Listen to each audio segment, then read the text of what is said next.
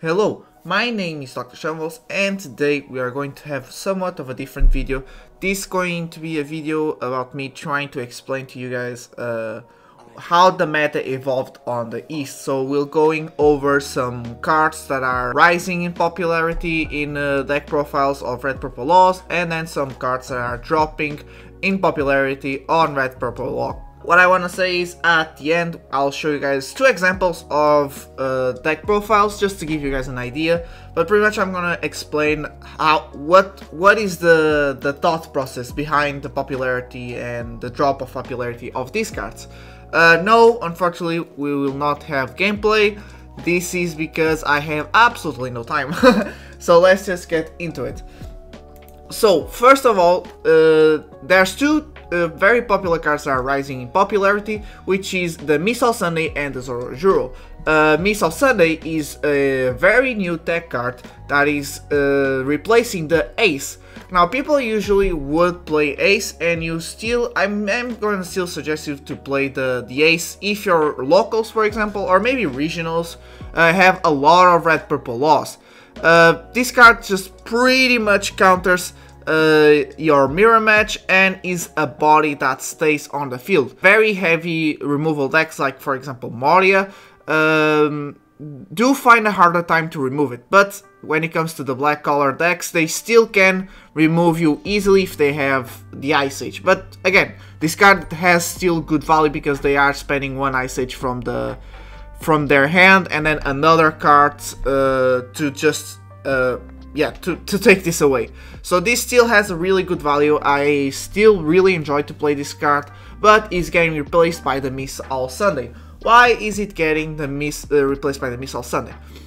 In case you don't know, I made a video not long ago where I played a deck profile that I changed a bit, which kind of messed the whole strategy. But pretty much there was a winning deck list where someone was playing 4 of these Missile Sundays. Now, this Missile Sunday is incredibly good. This is pretty much a card that lets you ramp up a Dawn, and then it gives you a card to hand. So it's a really insane card for you to when you go first.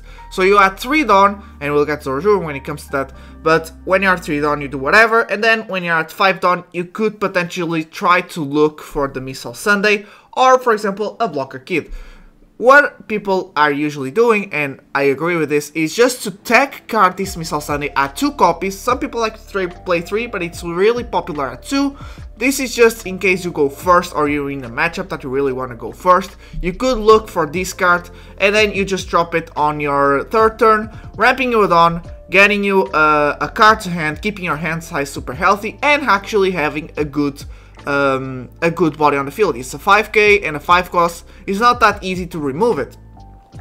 But the only problem with this card is you cannot use it with your leader effect because it's a 5 cost and it has 0 counter. So pretty much you can use this easier than Ace. So pretty much this you would add in a more aggro strategy because you want to go a little bit down on Dawn, so to speak.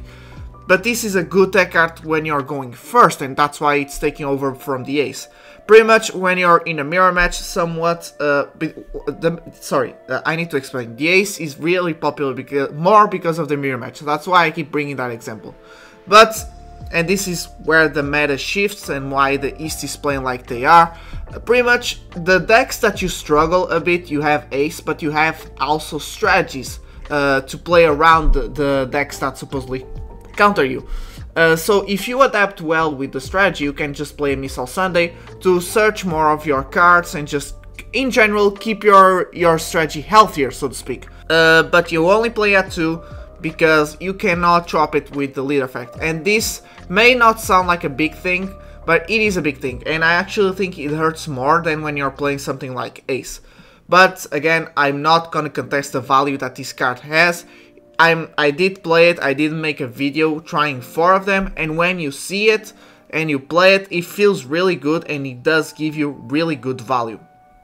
And then the next card is a card that, if you guys saw the video of yesterday, I told you that this was very popular as a tech card as well, where instead I used to run 2 Rush Zoros, 2 Red Rush Zoros, but the meta shifted where people are playing 2 Zoro Juros.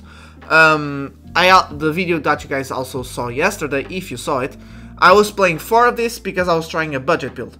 And I pretty much admitted this card is really insane now. That's why people are playing it at 4 and Miss Sunday at 2. People used to play at 2, the Zorojuro, they were like, okay, I'm not gonna try to look for the Zorojuro so much. If he comes to my hand, that's nice, because again, if I'm going first on the second turn, you can drop him and he's gonna make a lot of pressure with just his presence. But I really maybe I shouldn't look for it. Now the whole mentality has shifted. The video you guys saw yesterday, I recorded it ages ago. So yeah. So here I'm just now to set a record straight. I was playing 4 on my budget list and now it's very popular at 4, and I completely understand why. This card, if you're going first, is a really insane card. So remember when I said that Ace was really good on mirror matches? On the video of yesterday I said Zorojuro is also nice on mirror matches. So that's one of the reasons that you can take out Ace, play Missile Sunday, and then you have Zorojuro as a counter to the red purple law. Why is this a counter to red purple law?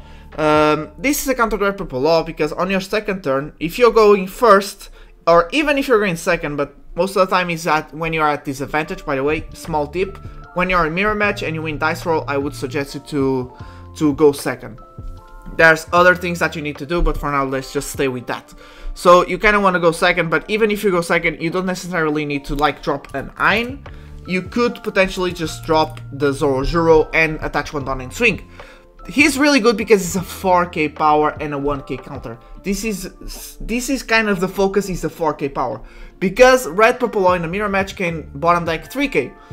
And this means red purple law needs to at least spend 1 card in hand, just like someone would do in the black color with Ice Age to Ace. At least 1 card and 3 down, just to get away this small body out of the field.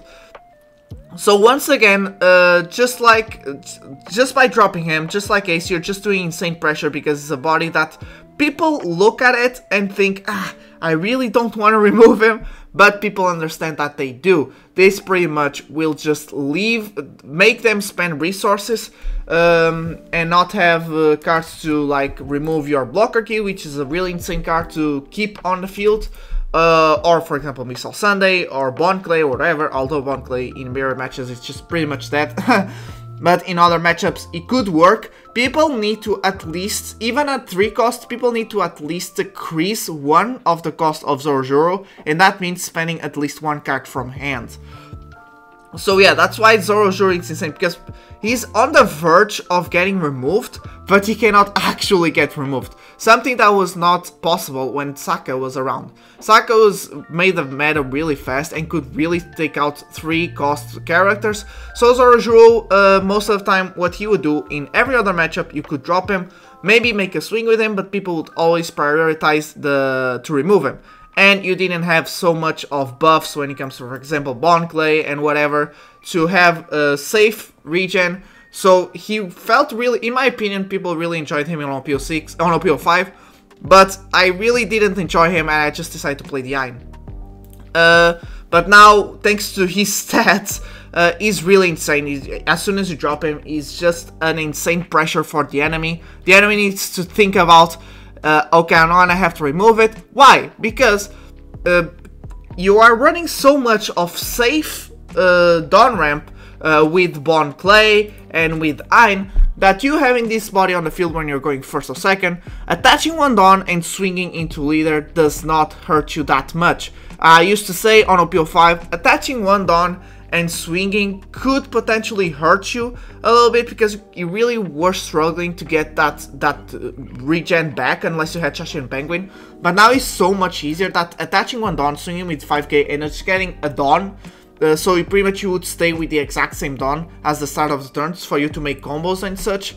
It's really nice. And not only that, I think you guys saw it on the video of yesterday, me idealizing the 4k swing into 6k leaders to just get a Dawn to make bigger combos. So pretty much in 6k leaders, and this is somewhat I'm not gonna say, again, I'm not that good of a player. Everything I say on videos is based on research, so pretty much what I say, it's what other players say.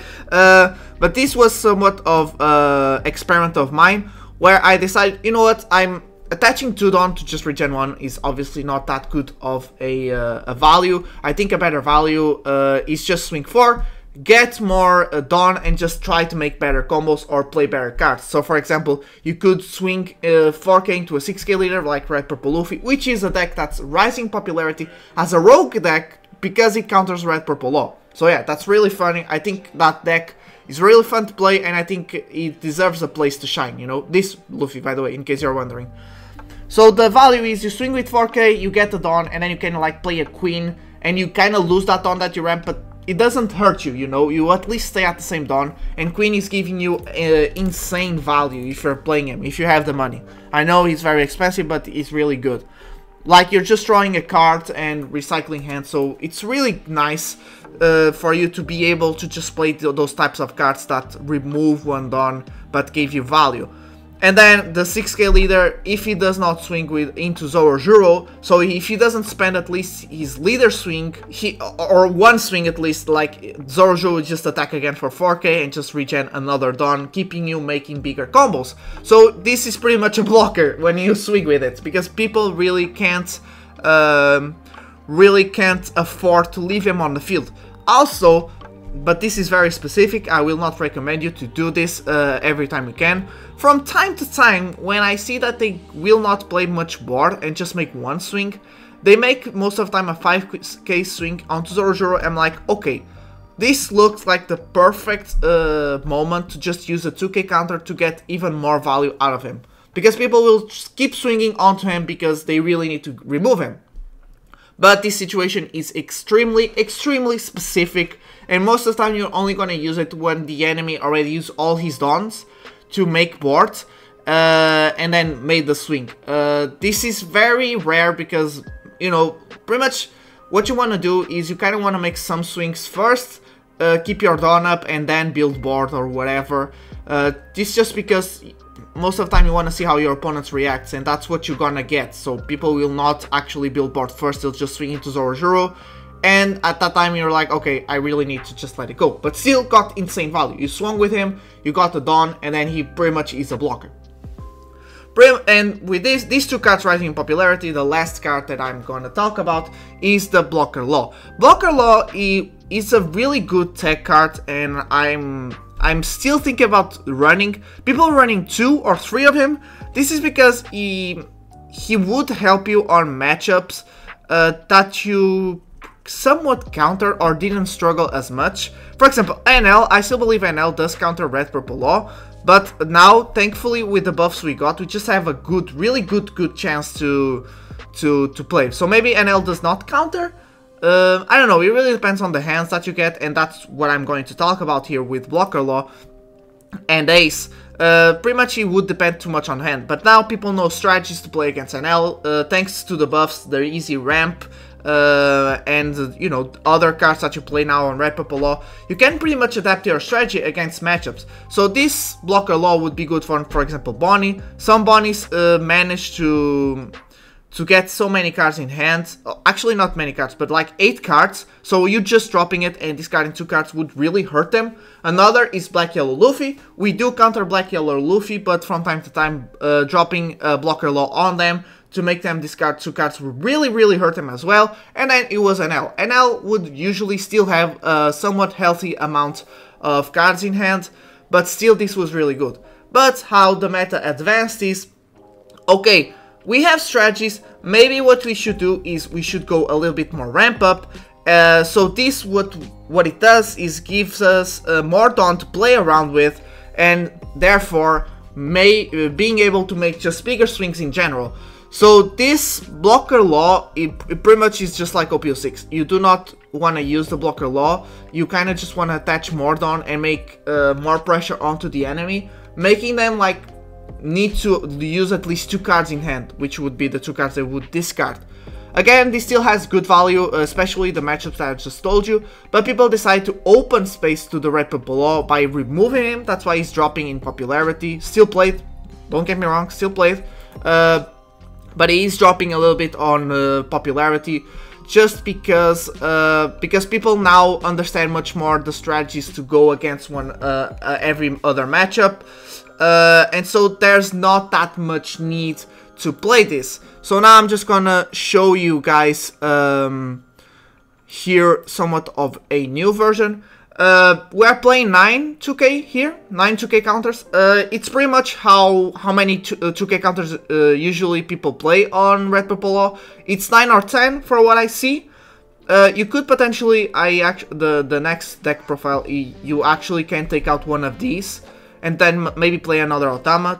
But I really, there's many matchups I really want to see them, and for some reason I don't. Same with Chiraya, many people are playing 4 or 3, and then they just add the Otama. Yeah, so they just add the Otama to have a minus 2k power or a 2k counter. I still prefer playing 4 Chiraya. It is more popular to play 4 Chiraya, I agree with that. This just makes so many matchups that you already counter much easier, and helps you pretty much with every single matchup that counters you. So yeah, it's a really insane card, and I think playing at 4 is really nice. As you guys can see, here are the Miss 2 All Sundays. The 2 Miss All Sundays.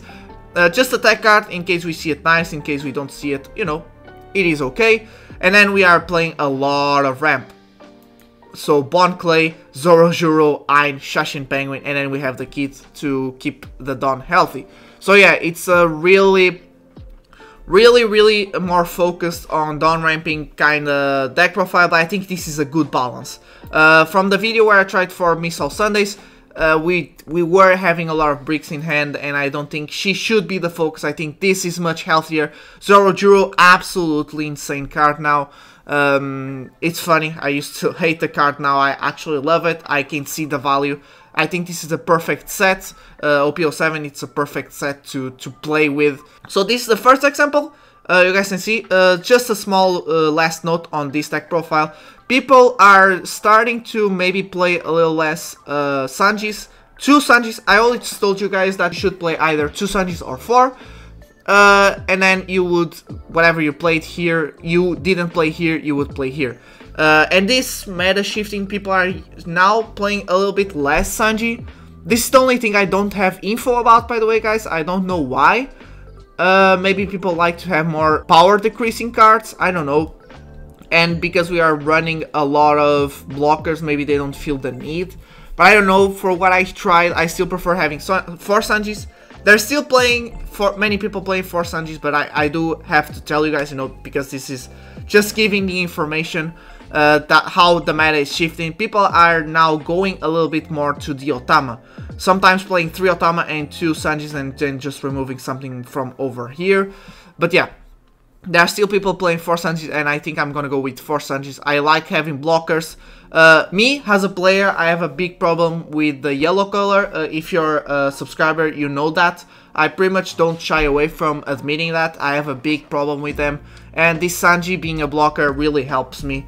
So yeah, I'm just gonna play 4. But let's get to the other deck profile. So this is where you're playing the Ace. Ace still has good value. I decided to just drop the Raise Max and playing another Otama, but I'm actually gonna do this. I really like seeing the power decreasing cards, guys, and then I just use my blockers instead of 2Ks more. So yeah, only that I'm playing Law here. So this is a deck list where you play Law, you play Ace, which are now decreasing popularity, but we are still playing 2 Zorojuros. This deck profile, by the way, works really nice. It's the one I'm playing the most, but that's because I haven't got time to try much around of the new one. So, but yeah, this really works as well. Just a small note that I forgot on the other one. The meta shift is playing 4 Queens a little bit more. I don't know, like they take Law, but when they play 4 Queens, most people that play 4 Queens, they don't play Miss All Sunday. They don't play Blocker Law and they don't play Miss All Sunday, and then they just max the Queen and max the Zorojuros and play like that. So that's pretty much it. So that's just an example, and this pretty much is the video. Last thing that I want to say, this is because I'm getting a lot of comments recently asking me about the Ain and Bepo value. This is more for AB01 players on the west, but I think some people on the east that are playing OP07 are actually asking me about it as well. So I'm just gonna explain it. I'm sorry that the video is getting a bit longer, but I just want to get this out there. So Bepo is a 1k counter, 4 cost, 5k power, and pretty much when you have less stun than your opponent, he will regen 1 rested on every time you play him or swing with him. Ain pretty much has no counter, has the same stats as Bepo, but instead of every time you attack or play her, it's just on play, and doesn't matter what the Dawn your enemy has or you have, you just regen 1 rested Dawn. Why are people preferring Ain over Bepo when Bepo has the 1k counter and supposedly does the same thing as Ain? It will be much more evident in OP07, so for you guys on AB01, you can still play Bepo.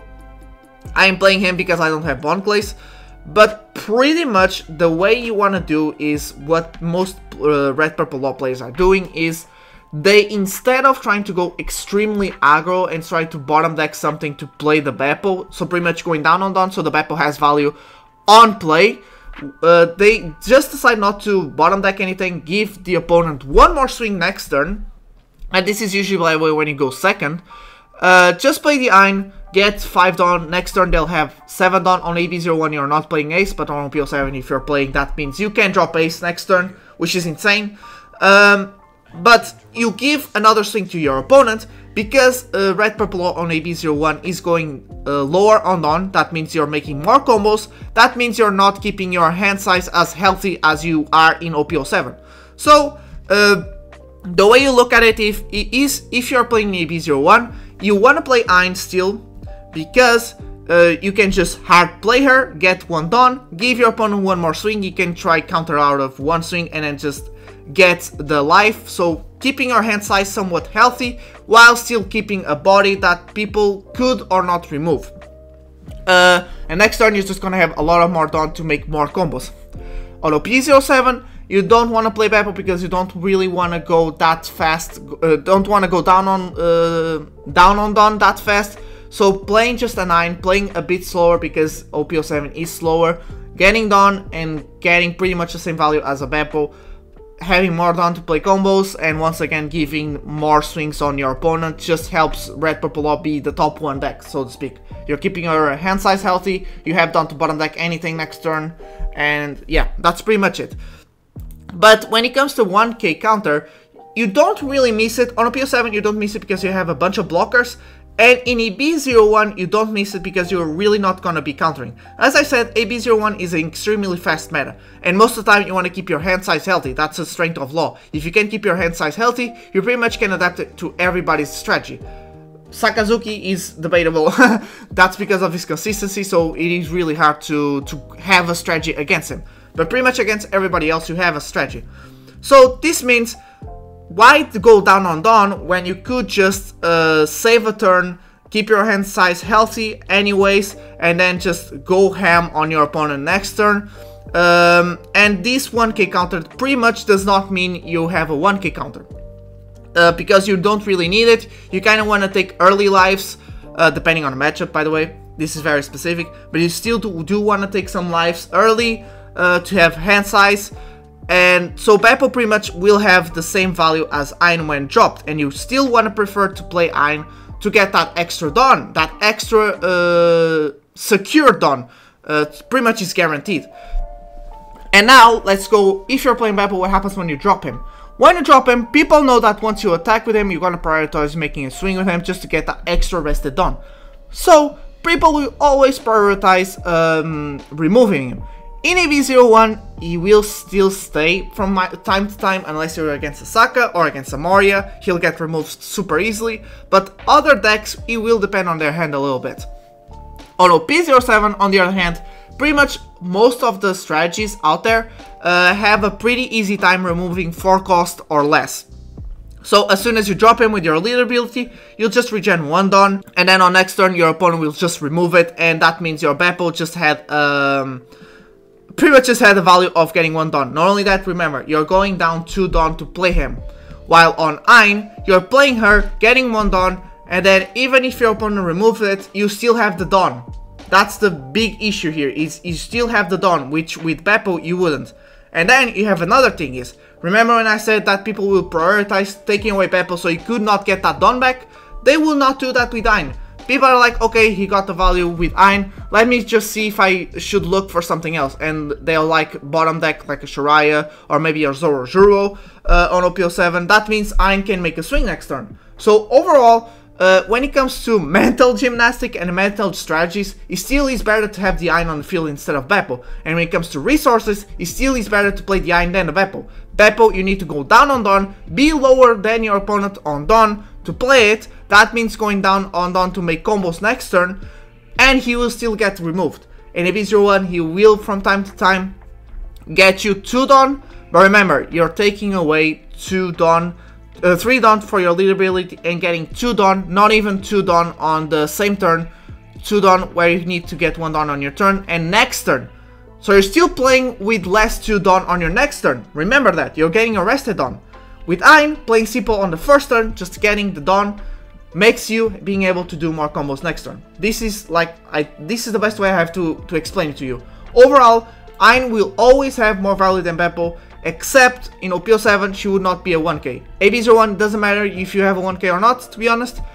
OP07, yes, it does matter to have a 1k, but still she has better value because it's a solar meta. So yeah, that's the explanation. Thank you so much for watching. I always and will always appreciate you guys when you guys stay till the end of the video. Comment your thoughts on the meta, if you agree that with these shifts, if not, whatever. I'm just pretty much just telling you guys what the popular kids are doing, so to speak. So yeah, thank you so much for watching. Like and subscribe if you did, and goodbye.